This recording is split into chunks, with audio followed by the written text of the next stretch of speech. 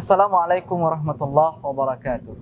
Hamdan wa syukran lillah, salatan wa salaman ala rasulillah, amma ba' ayuhan nas, ittaqullaha haqqa tuqatih wa la tamutunna illa wa antum muslimun. Faqala Allah ta'ala fil Qur'anil Karim, a'udzu billahi minasyaitonir rajim, bismillahirrahmanirrahim.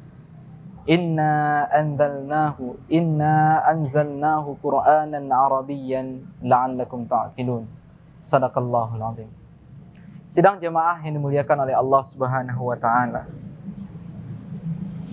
Sejatinya dalam Al-Qur'an Allah pernah berfirman, "Inna anzalnahu Qur'anan Arabiyyan la'allakum ta'qilun."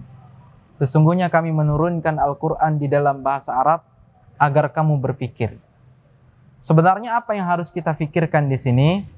Yang pertama yang harus kita pikirkan pentingnya untuk mempelajari bahasa Arab. Kenapa kita harus mempelajari bahasa Arab? Yang pertama, sumber kita, pedoman kita Al-Quran itu berbahasa Arab. Kemudian yang kedua, Nabi kita berbahasa Arab. Tentu perkataan Nabi itu juga dituliskan di dalam bahasa Arab. Kemudian yang ketiga, orang yang sehidup dengan semasa Nabi, para sahabat itu juga berbahasa Arab. Ajarannya tentu disebarkan juga dengan berbahasa Arab. Nah, kitab-kitab fikih, tauhid dan apapun itu juga dituliskan di dalam bahasa Arab. Sehingga bahasa Arab ini teramat penting untuk kita pelajari. Bahkan Umar bin Khattab mengatakan, mempelajari bahasa Arab itu seperti mempelajari setengah daripada agama kita. Saking pentingnya untuk belajar bahasa Arab, keutamaan belajar bahasa Arab itu ibarat mempelajari setengah daripada agama. Kita semua tahu bahwa di dalam salat kita pun berbahasa Arab. Nah, bagaimana kita menyatakan diri kita Islam yang sangat mencintai keislaman kita, sementara sampai hari ini kita enggan untuk belajar berbahasa Arab? Bukankah doa-doa yang kita panjatkan di dalam salat itu berbahasa Arab? Bukankah doa-doa yang kita panjatkan di luar salat itu juga berbahasa Arab?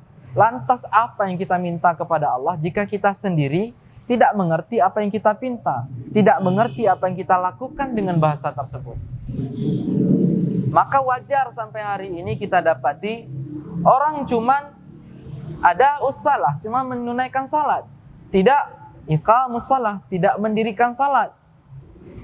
Bukankah salat dikatakan as-salatu tanha 'anil fahsya'i wal munkar? Salat dapat mencegah perbuatan keji dan mungkar. Namun nyatanya pada hari ini yang melakukan perbuatan keji, yang melakukan perbuatan mungkar justru orang yang salat.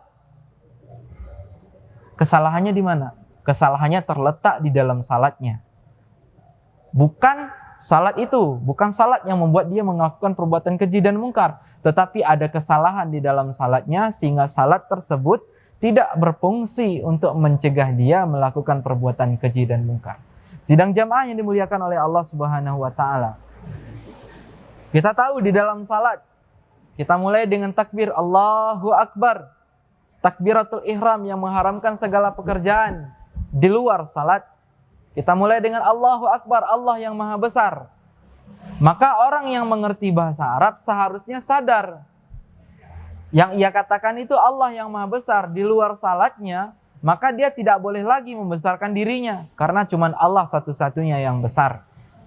Begitu juga ketika di dalam salat dia mengatakan inna salati wa nusuki wa mahyaya wa mamati lillahi rabbil alamin. Bahwa hidupnya, matinya, ibadahnya semuanya untuk Allah.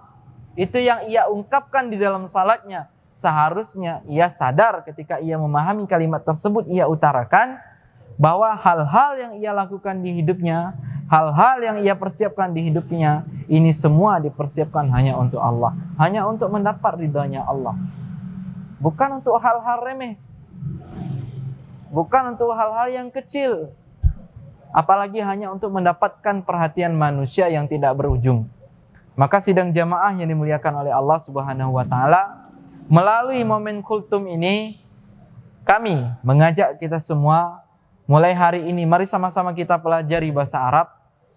Agar apa? Agar kita bisa memaksimalkan ibadah kepada Allah, kita mengerti ibadah yang kita lakukan, dan kita faham terhadap salat rutinitas kita 5 kali dalam sehari.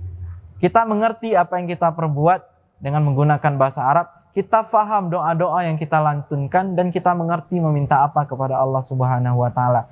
Dengan demikian termasuklah kita dalam kategori orang-orang yang mempelajari setengah daripada ilmu agama Islam ini.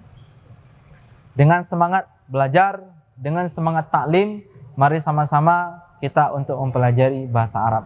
Mungkin ini yang kami sampaikan. Sekian, di mana ada kesalahan kami mohon diperbanyak maaf. Wabillahi taufiq wal hidayah. Assalamualaikum warahmatullahi wabarakatuh.